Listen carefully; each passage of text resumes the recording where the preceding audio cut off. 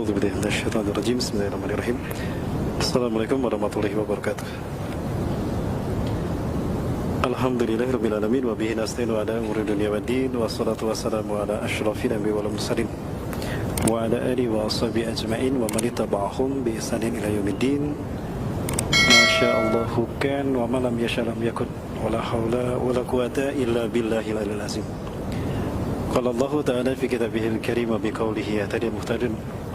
A'udzu billahi samil alim minasyaitonir rajim min hamzihi wa nafthihi wa nafthihi. Ya ayyuhalladzina amanu taqullaha haqqa tuqatih wa la tamutunna illa wa antum muslimun. Wa qala fi ayatil ukhra wa tazawwadu fa inna khairaz zadi taqwa wa takunu ya ulil albab. Wa qala dan fi ayatil ukhra hal yanzuruna illa an ta'tiyahumul malaikah aw ya'tiya rabbuka aw ya'tiya ba'du ayati rabbik. Yauma ya'ti ba'du ayati rabbika la yanfa'u nafsan imanuha lam takun amanat min qablu aw kasabat fi imaniha khaira.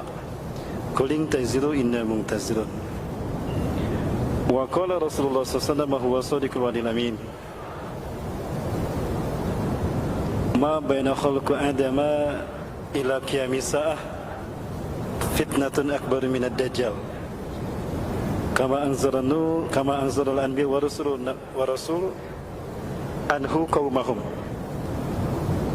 wa qad anzara nuh qaumah anhu wal yawm sa'qulu lahum ma lam yaqulu min qabl innahu a'war wallahu laysa bi'awar. Al hadis wa kama qala sadaqallahu al-azim wa sadaqa rasul karim wa nahnu ala dzalika minasyahidin. Puji-puji dan syukur kita aturkan kehadirat Allah SWT siang hari ini di hari yang ke-24 di bulan Syawal 1440 Hijriah, bertepatan dengan tanggal 27 Juni 2019. Allah menakdirkan kita bisa kembali di kajian perdana pasca Lebaran Idul Fitri 1440 Hijriah. Ini merupakan karunia dari Allah SWT bisa bertemu kembali dalam kajian seri akhir zaman.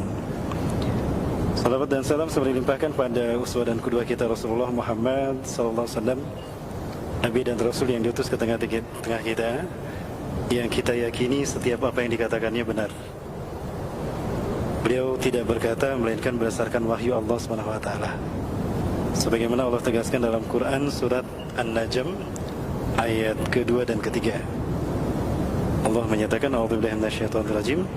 Wa ma yantiqu 'anil hawa in huwa illa wahyu yuha. Dan tidaklah Muhammad berkata-kata melainkan dengan wahyu, berdasarkan wahyu yang diwahyukan padanya.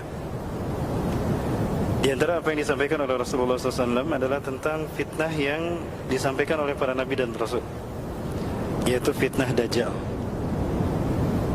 Nah, terkait dengan fitnah Dajjal ini, Rasulullah menyebutkan dia adalah fitnah yang terbesar dan terburuk sejak Allah menciptakan Nabi Adam sampai hari kiamat. Sebagaimana dalam hadis yang tadi saya bacakan, saya temukan di dalam kitab Ensiklopedia Akhir Zaman, ya, karya Dr. Muhammad Ahmad Al-Mubayyad dari Timur Tengah, dari Syam. Beliau menukilkan hadis itu, di mana Rasulullah SAW menyatakan, "Ma baina khalqi Adama ila qiyamis sa'ah fitnatun akbar minad dajjal." Tidak ada satu fitnah pun sejak Allah menciptakan Nabi Adam sampai hari kiamat, satu fitnah yang lebih besar dari fitnah Dajjal. Walaqad anzalal anbiya wa rasulu anhu qaumahum. Dan sungguh para nabi dan rasul semuanya pernah menyampaikan kepada umatnya tentang bahaya fitnah ini. Kama anzara Nuh qaumahum anhu. Sebagaimana Nuh mengingatkan kaumnya tentang bahaya fitnah Dajjal ini. Nah, namun ada hal yang menarik terkait dengan hadis Rasulullah ini. Rasulullah SAW mengatakan ada satu hal terkait dengan Dajjal yang mana para nabi dan rasul tidak menyampaikannya. Artinya cuma Rasulullah yang menyampaikannya. Rasulullah SAW mengatakan, innahu a'war wallahu laysa bi'awar. Sesungguhnya dia a'war dan Allah tidak a'war. Maksud dari kalimat ini menggunakan waw ataf antara dia yang a'war dan Allah yang tidak a'war. Innahu a'waru wallahu laysa bi'awar. Sesungguhnya dia pecak sebelah matanya dan Allah tidak pecak. menggunakan waw atof. Nah, menariknya Rasulullah SAW mengatakan dengan kalimat tadi, waw atof di sini salah satu fungsinya selain dari menyambungkan dua kalimat menjadi satu atau dua subjek menjadi satu, itu juga bersifat mensejajarkan.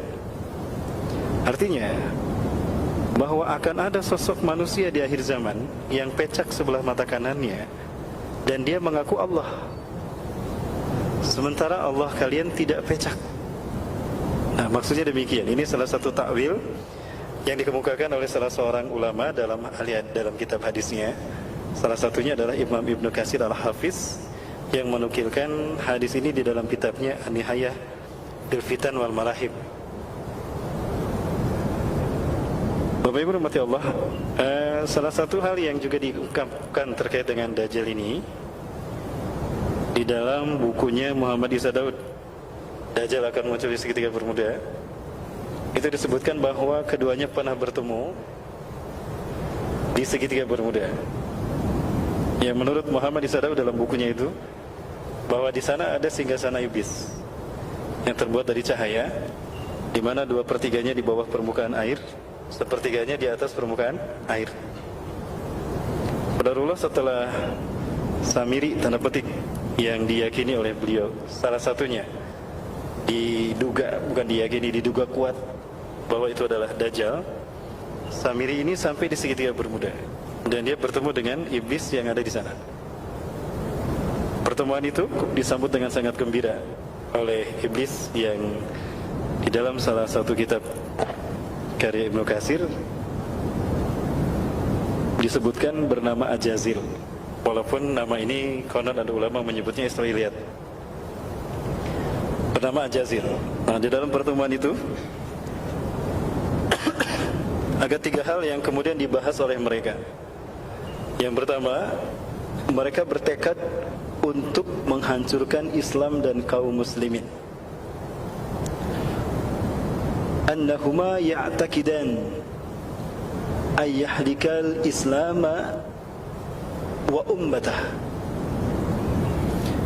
Mereka berkeyakinan dan bertekad untuk menghancurkan Islam dan kaum muslimin. Yang kedua, kedua-duanya bertekad untuk memperburuk citra Allah di hadapan manusia dan mengatakan kalau Allah ini sudah tua renta, makanya banyak berbuat kesalahan. Nah, yang ketiga, menurut klaim mereka, kesepakatan mereka di dalam buku Muhammad Isa Daud ini, Dajjal akan muncul di segitiga bermuda. Dikatakan juga yang ketiga bahwa mereka akan menjadikan bangsa Yahudi sebagai bangsa pilihan. Bangsa pilihan mereka, bukannya umat Islam yang memiliki sifat-sifat buruk. Nah, 3 hal inilah yang kemudian mereka wujudkan melalui agen-agen mereka. Menarik dari apa yang disampaikan tadi oleh Muhammad Isa Daud, Bapak Ibu yang dirahmati Allah, saya mengkaji satu penjelasan di dalam tafsir Ibnu Katsir terkait dengan firman Allah surat Al-A'raf ayat ke-16. Yang ayat ini selalu menjadi kita rujukan, kita jadikan sebagai rujukan ketika kita membahas tentang propaganda iblis dan Dajjal di muka bumi. Di dalam ayat ini yang Bapak Ibu saksikan terdapat 2 kata atau 2 frase yang saya garis bawahi, 2 jumlah yang saya garis bawahi. Yang pertama kalimat aghwaytani. Yang pertama adalah kitab Aghwaytani. Yang kedua kalimat siratal mustaqim. Tidak muncul? Ya. Nah, yang pertama di dalam ayat surat Al-A'raf ayat ke-16. Di sana ada kalimat A'udzubillahi minasyaitonirrajim. Qala, iblis berkata, "Fabima aghwaytani?" Karena engkau telah menghukum aku tersesat. Perbuatanku tidak mau sujud kepada Adam ketika engkau perintahkan kepadaku, engkau hukum sebagai kesesatanku, aku terima. Ya, kemudian dia mengatakan la aqudanna lahum siratal mustaqim. Sungguh aku akan menghalangi manusia dari siratal mustaqim, dari jalanmu yang lurus. Nah, di dalam ayat atau di dalam salah satu terjemahan yang digunakan oleh beberapa kitab terjemahan Quran hari ini, di sana tertulis kalimat terjemahan dari kalimat aghwaytani, yaitu menyesatkan aku. Dimana kalau kita baca dari awal, iblis menjawab, karena engkau telah menyesatkan aku. Nah, di sana ada kata-kata aghwaytani, menyesatkan aku. Terjemahan ini sekilas bagi saya pribadi ini terkesan ganjil, karena perbuatan iblis atau iblis tersesat ada yang menyesatkan. Ya, sekali lagi iblis mengatakan, karena engkau telah menyesatkan aku. Dia mengatakan kepada seseorang yang dia telah menyesatkannya. Maka persepsi ini menganggap seolah-olah Allah yang menyesatkan iblis. Nah, ini terjemahan yang menurut saya harus kita perbaiki. Adapun terjemahan yang menurut saya pas adalah ada kalimat, karena engkau telah menghukum saya tersesat. Perbuatanku tidak mau sujud kepada Adam, engkau hukum sebagai kesesatanku, aku terima. Itu kata-kata iblis. Nah, lalu yang kedua, iblis mengatakan, la aku dan alahum siratal mustaqim, maka sungguh aku akan menyesatkan mereka dari jalanmu yang lurus. Nah, selama ini kalimat siratal mustaqim memang kita fahami jalan yang lurus. Dari segi bahasa memang itu artinya, tidak salah. Namun dari segi makna, dari segi istilah, apakah itu yang dimaksudkan ajazil? Sepertinya bukan. Kalau coba kita lihat di dalam Quran surat Al-Imran ayat ke-51, di dalam ayat itu Allah menjelaskan. Ayatnya Bapak Ibu bisa saksikan di slide. Allah berfirman, a'udzubillahi minasyaitonirrajim, innallaha rabbi wa rabbukum fa'buduh. Sesungguhnya Allah adalah Tuhanku dan Tuhan kalian, fa'buduh, maka sembahlah Dia. Hada siratum mustaqim, inilah jalan yang lurus itu. Nah, berdasarkan ayat ini kita bisa mendapatkan pemahaman bahwa siratal mustaqim itu adalah menjadikan Allah sebagai satu-satunya Tuhan yang disembah.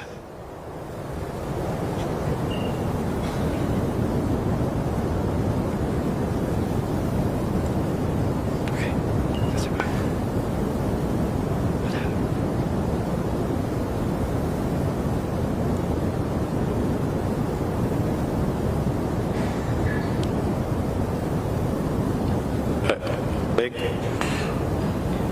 Sekali lagi Bapak Ibu sekalian, barangkali tadi tidak tampil.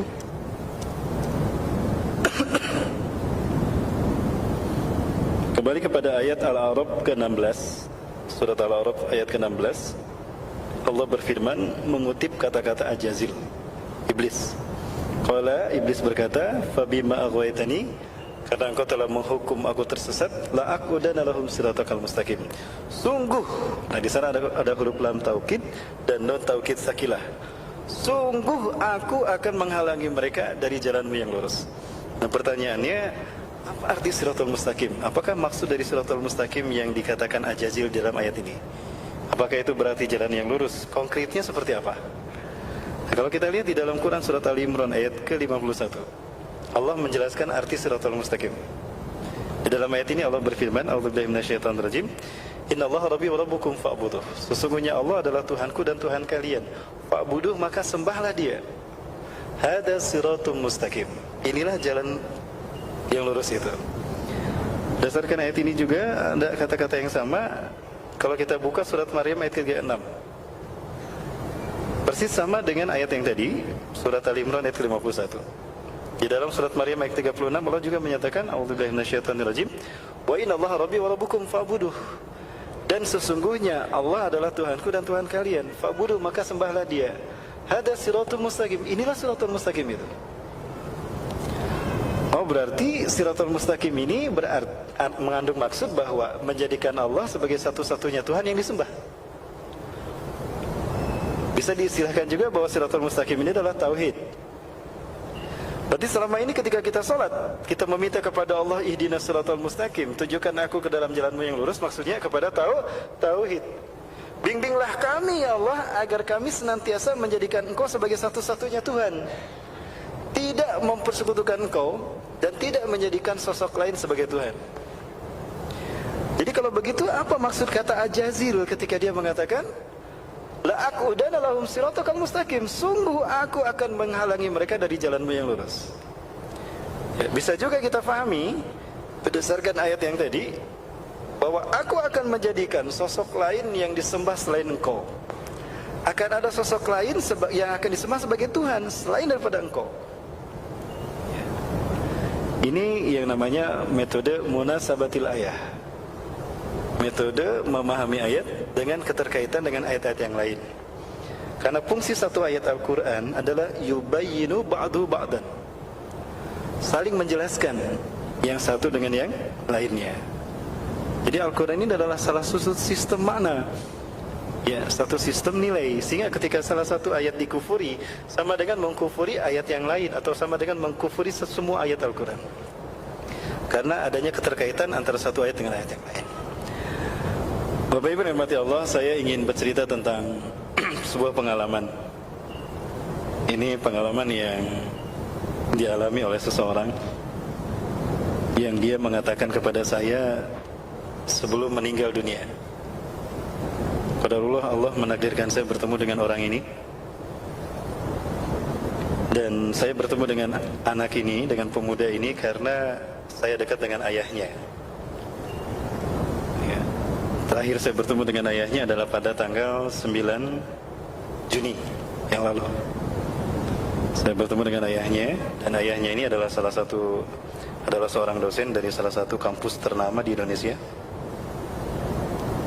Dan ayahnya ini adalah seorang arsitek yang banyak memberikan penguatan kepada saya terkait dengan ceramah-ceramah saya selama ini terkait dengan hal-hal yang berbau arsitektur.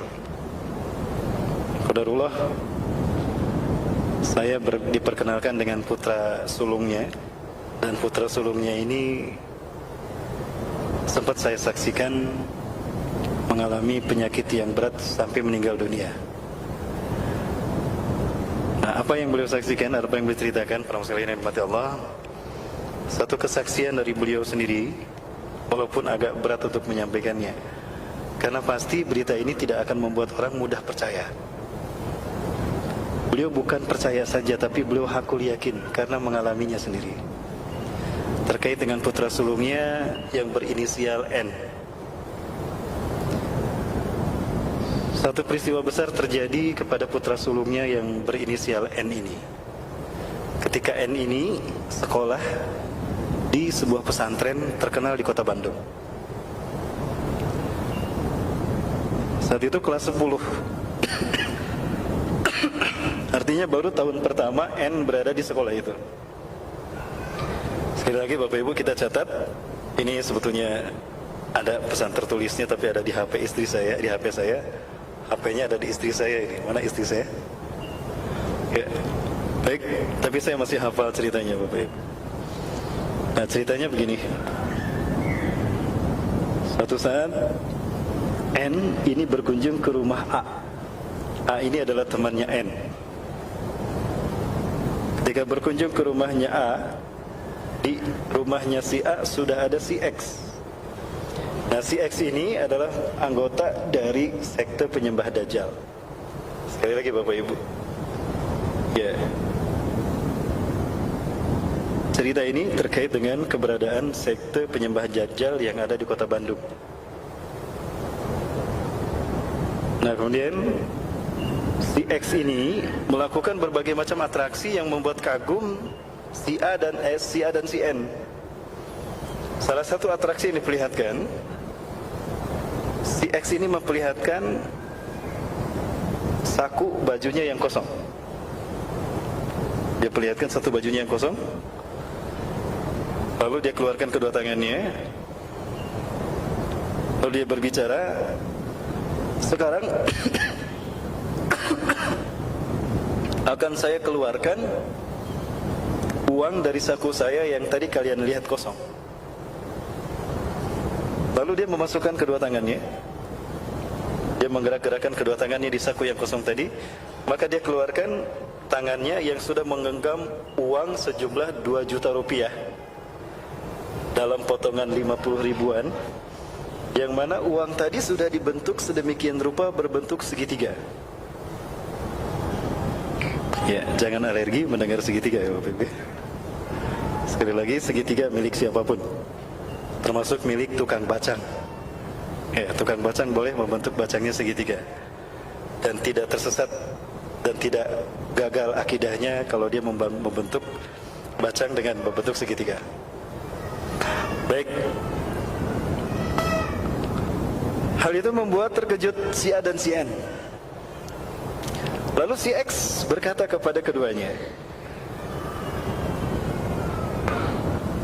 saya bisa membawa sebuah motor untuk kalian, plus diantar oleh pemiliknya langsung, jika kalian mau. Ya. Namun si A dan si N saat itu tidak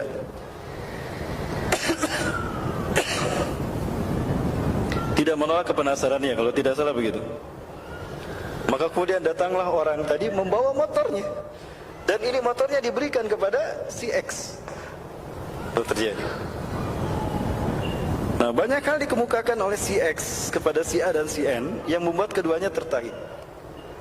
Nah, lalu si X menawarkan kepada mereka berdua,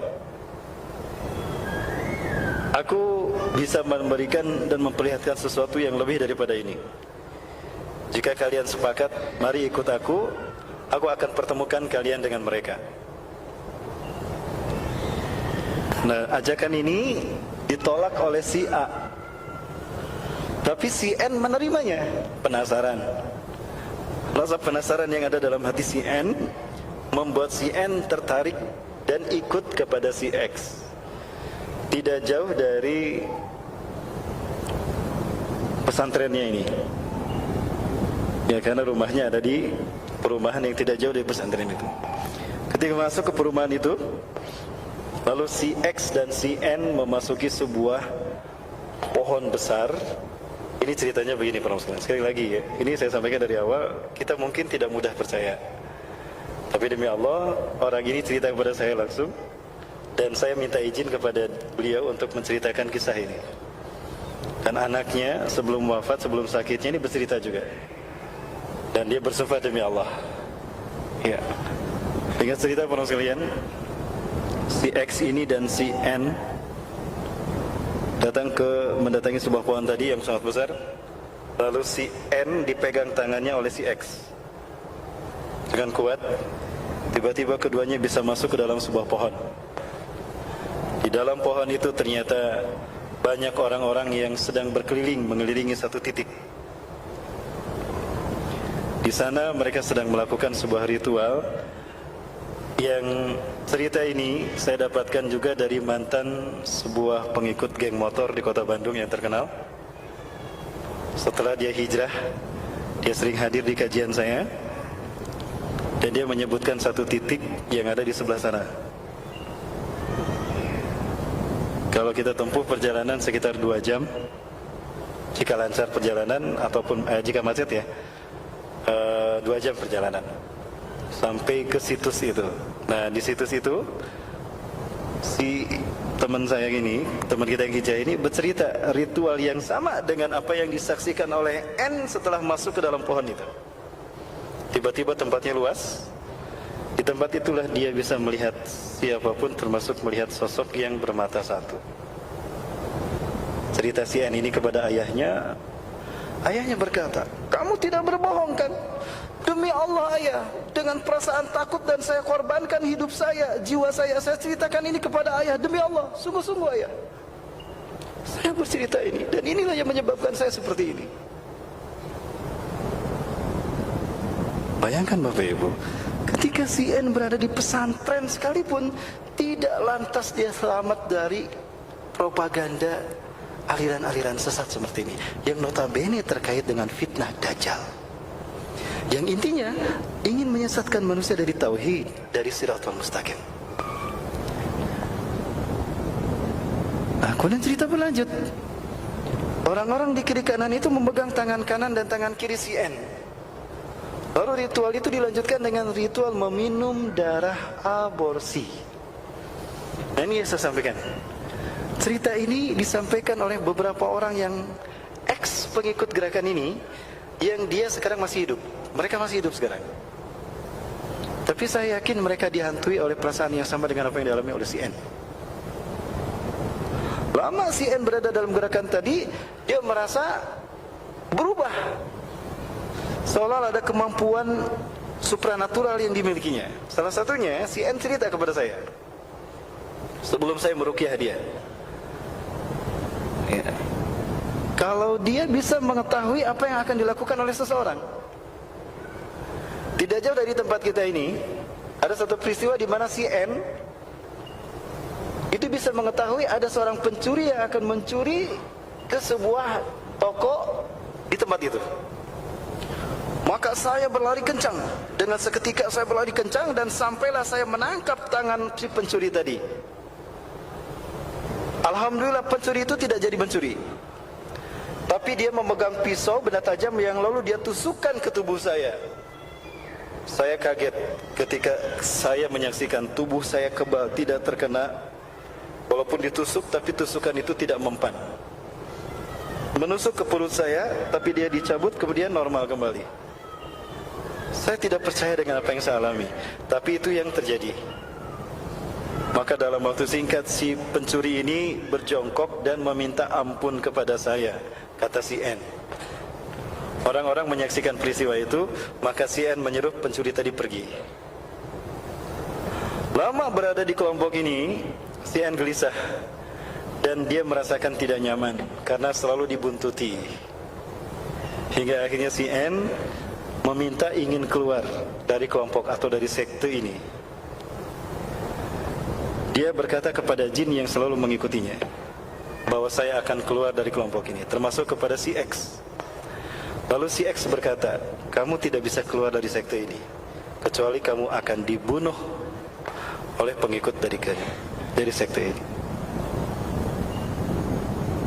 Apapun risikonya, saya akan tetap keluar.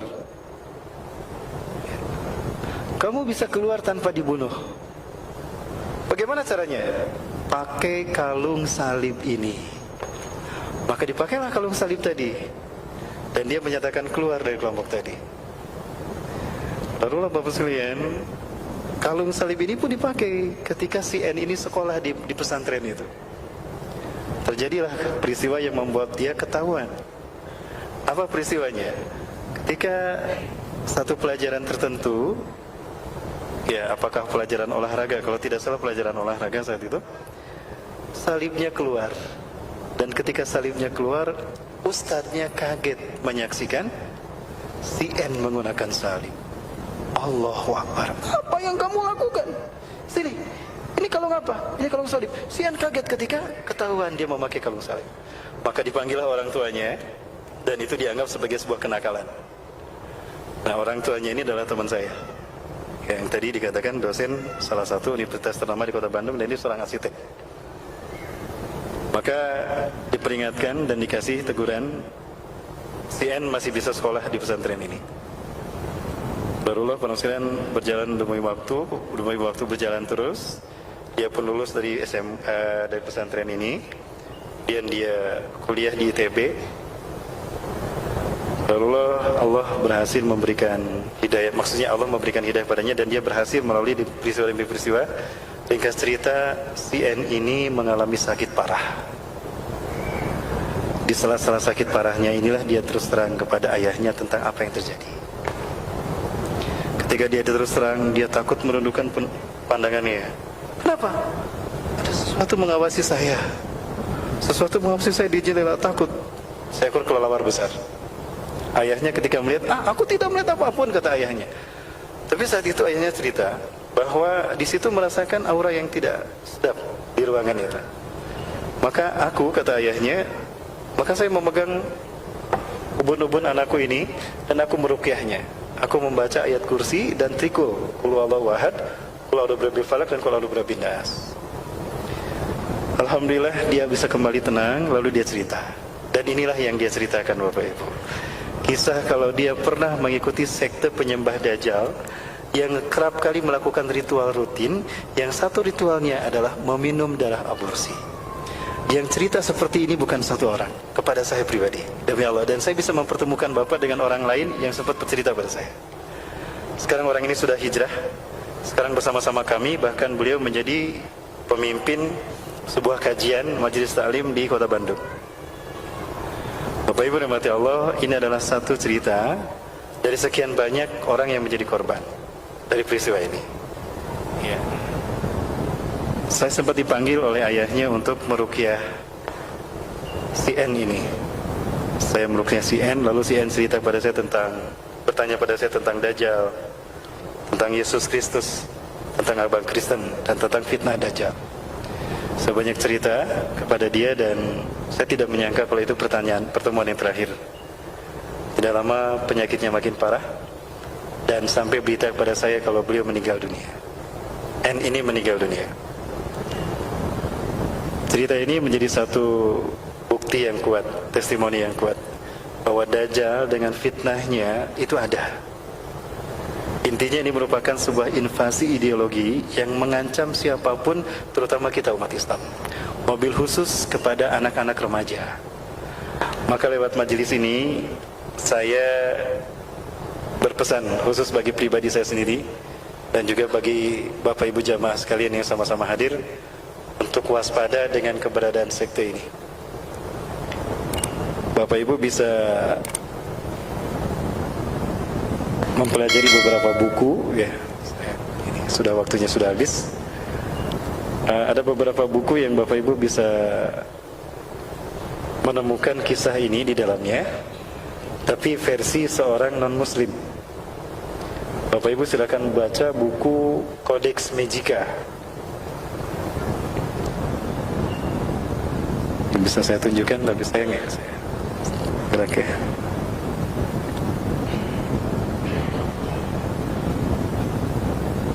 Di dalam buku ini Bapak Ibu bisa menemukan cerita persis seperti apa yang saya sampaikan, tapi versi mereka dari seluruh dunia, Bapak Ibu. Bukunya yang ini. Maka Bapak Ibu akan menemukan keberadaan sekte ini dalam ruang lingkup yang lebih luas. Bukan hanya orang-orang Islam, tapi di dalamnya terdapat orang-orang non-Muslim yang lebih banyak. Bahkan Bapak Ibu akan kaget, kita akan kaget melihat bahwa ternyata di antara mereka yang menjadi bagian dari sekte ini adalah para pemimpin negara di seluruh dunia, para elit global, para bankir dunia dari Yahudi, bahkan pejabat-pejabat penting di seluruh dunia. Dan saya mendapati hal ini ada di Indonesia. Ya, ini yang membuat saya kaget. Ini fakta bahwa sistem mereka sudah ada di Indonesia, hatta di kota Bandung, Bapak Ibu. Korbannya tadi CN ini. Mudah-mudahan ini menjadi pelajaran berharga bagi kita semua, Bapak sekalian, dan mudah-mudahan Allah Subhanahu wa taala membimbing kita untuk tetap istiqomah dengan tauhid kita, tidak tertipu dengan propaganda iblis dan dajjal, dan Allah bisa memperlihatkan kepada kita mana hak dalam wujud hak yang sesungguhnya, dan kita diberikan kekuatan untuk meninggalkan sejauh-jauhnya. Dan kita berharap juga Allah memperlihatkan pada kita kebatilan dalam wujud kebatilan yang sesungguhnya, dan Allah memberikan pada kita kekuatan untuk menjauhinya sejauh-jauhnya. Ya, pelajari sebagaimana pesan Rasulullah SAW, surat Al-Kahfi 10 ayat pertama dan 10 ayat terakhir. Dalam hadis riwayat Imam At-Tirmidzi itu 10 ayat pertama. Dalam riwayat Imam Abu Dawud itu 10 ayat terakhir. Artinya kedua-duanya bagus untuk kita pelajari, kita fahami ayatnya dan kita fahami maknanya, lalu kita amalkan. 10 ayat pertama surat Al-Kahfi ini terkait dengan fitnah Dajjal tempo dulu. Dan kalau kita pelajari makna 10 ayat terakhir surat Al-Kahfi, ini akan terkait dengan fitnah-fitnah Dajjal di zaman kita. Ya, saya tutup dengan hadis Rasulullah SAW. Beliau bersabda, Man qara'a asra ayatin min awali suratil kahfi usima anid dajjal. Barang siapa yang membaca, tentunya memahami dan mengamalkan 10 ayat pertama surat Al-Kahfi, dalam riwayat Abu Daud 10 ayat terakhir, usima anid dajjal, dia akan dilindungi, akan terlindung dari fitnah dajjal. Mudah-mudahan 20 ayat dari surat Al-Kahfi yang kita pelajari tadi akan membukakan mata batin kita, mata hati kita dan mata pikir kita untuk melihat mana fitnah Dajjal yang ada di sekitar kita. Mudah-mudahan dengan hal itu kita terhindar dari fitnah Dajjal dan kita pun akan terhindar dari Dajjalnya itu sendiri. Demikian barangkali dapat saya sampaikan, lebih dan kurangnya mohon maaf. Yang benar dari Allah, yang salah dari kudapan saya pribadi dan saya bersifat astagfirullahalazim. Ya, ini satu referensi lain, Bapak Ibu bisa baca juga 4 buku yang lain untuk menguatkan buku yang tadi. Yang paling atas ada buku Jionisme karya Jeta Maulani, dan saya pernah beberapa kali berguru pada beliau sampai beliau pun meninggal dunia. Yang di sebelah sini ya, itu ada buku The Diary of Dajjal. Ini adalah film yang dibukukan karya Noriega dan Arsenar, 2 muslim dari Amerika Serikat, yang tengah tentang simbol-simbol Illuminati di Arab Saudi. Ya, jangan lekas bangga dengan Saudi Arabia, karena ada beberapa hal yang kita perlu cermati juga. Dan sebelah sebelah kiri layar itu ada buku Muhammad Isa Daud. Ini untuk menguatkan buku yang terakhir, ya, Codex Magica. Dan Bapak juga bisa memahami, bisa membaca kisah tentang Codex Alimentarius. Yang ini berbau tentang fitnah Dajjal, propagandanya dalam bidang makanan dan obat-obatan. Suatu saat kita akan kaji tentang Codex Alimentarius jika Allah menakdirkan kita bertemu. Terima kasih Bapak Ibu sekalian yang dirahmati Allah, yang benar dari Allah, yang salah kurapan saya pribadi dan saya bisi para Astagfirullahal Azim. Kita tutup dengan doa, Rabbana zalamna anfusana wa illam taghfir lana wa tarhamna lanakunanna minal khasirin. Allahumma anta rabbuna la ilaha illa anta khalaqtana wa nahnu ibaduk wa nahnu ala ahdika wa wa'dika mastata'na na'udzu bika min syarri ma sana'na na'udzu bika min syarri ma sana'na nabulaka bi ni'matika alaina wa namu bi dzunubina faghfir lana fa innahu la yaghfiru dzunuba illa anta. Allahumma arina al-haqqa haqqan warzuqna ittiba'ah wa arina al-batila batilan warzuqna ijtinabah. Allahumma aslih lana dinana alladhi huwa ismatu amrina wa aslih lana dunyana allati fiha ma'ashuna wa aslih lana akhiratana allati fiha ma'aduna waj'alil hayata ziyadatan lana fi kulli khair waj'alil mauta rahatan lana min kulli syarr wa khtim lana husnal khatimah.